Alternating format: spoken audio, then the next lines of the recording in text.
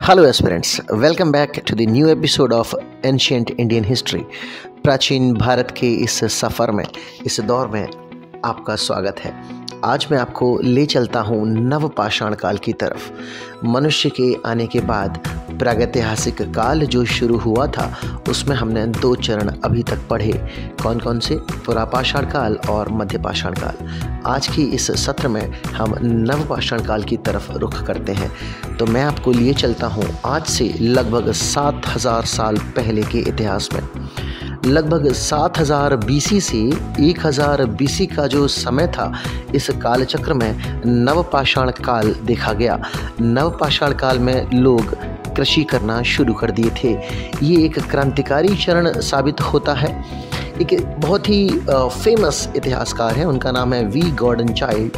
ये इस neolithic age को नवपाषाण कालीय क्रांति का नाम देते हैं, न्यूलिथिक रेवोल्यूशन का नाम देते हैं, क्योंकि वो ये कहते हैं कि इस युग में कृषि बहुत ही व्यापक स्तर पर विकसित हो चुकी थी और साथ ही साथ इस दौर में उन्होंने देखा और उन्होंने पाया कि डोमेस्टिकेशन, पशुपालन भी उच्च स्तरीय हो चुका था।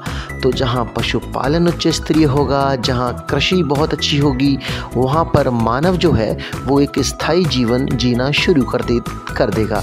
तो जो लाइफ है, जो जीवन है मानव का, वो सीडेंट्री या सेटल्ड हो गया, स्थायी हो गया नवपाषाण काल में। कई अलग अलग स्थानों से हमें इस युग के प्रमाण मिले हैं। जैसे कश्मीर में दो जगह हैं, बुरझोम और गफक्राल। इसके अलावा बिहार में चिरैंड और पाकिस्तान में मेहरगढ़, साथ ही साथ कर्नाटका में मास्की और ब्रह्मगिरी। ऐसी ढेरों साइट्स हैं जहां से हमें नवपाषाण काल के इस युग का प्रमाण मिलता है। तो 7000 बीसी से 1000 बीसी के इस समय में ऐसे क्रांतिकारी बदलाव कैसे आए? हमने देखा था कि इससे पहले वाला जो चरण था, मध्यपाषाण काल, वो एक ट्रांजिशनल फेज था। कृषि से संबंधित जो भी शोध कार्य हुए या शुरुआती प्रारंभिक दौर की जो कृषि थी, वो कोशिश की गई मानव के द्वारा करने की। कहाँ पर? मध्यपाषाण काल में। इसी का रिजल्ट है, इसी का परिणाम है कि नवपाषाण काल आते आते कृषि से संबंधित ढेरों जानकारियां मनुष्य के पास एकत्रित हो गईं और उन्होंने इस युग में एक बड़े व्यापक स्तर पे कृषि करना शुरू कर दिया। इस दौर में पुराने सभी औजार चलते रहेंगे और कुछ नए औजार आएंगे।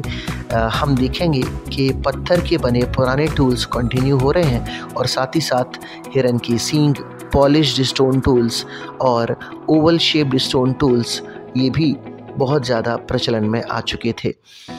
माइक्रोलिथिक टूल्स, माइक्रोलिथिक ब्लेड्स जो इससे पहले वाले काल में शुरू किए गए थे, वो भी आपको यहाँ पर रिपीटेडली देखने को मिलेंगे।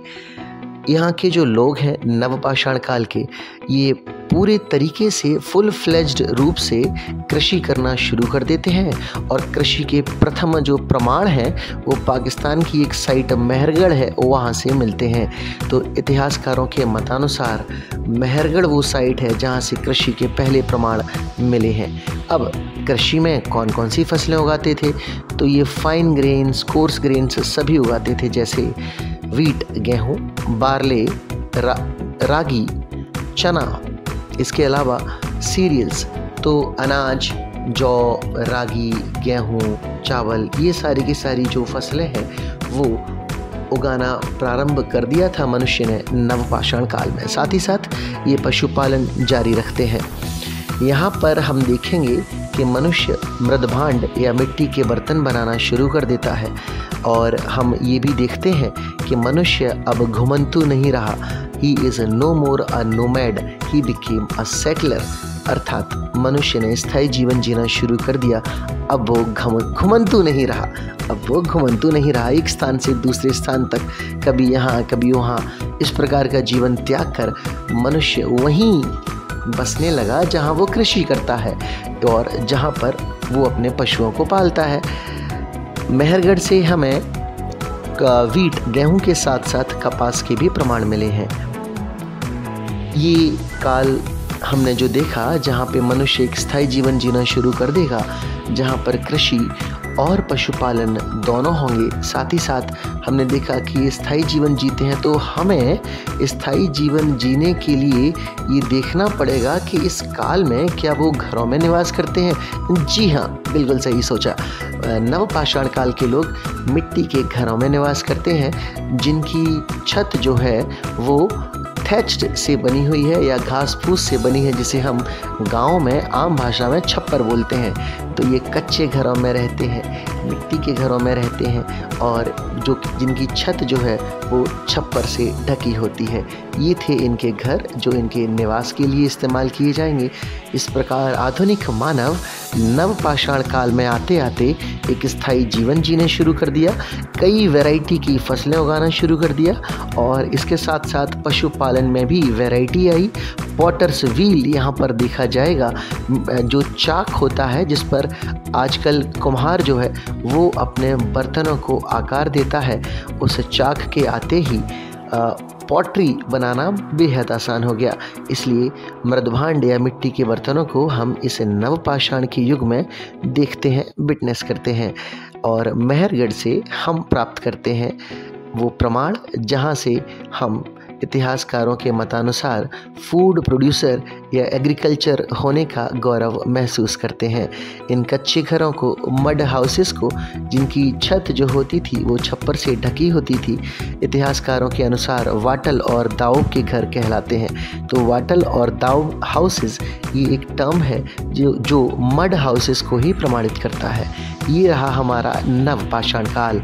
आगे के चरण में हम देखेंगे कि कैसे मानव के द्वारा इस्तेमाल की गई पहली धातु का आविष्कार होता है।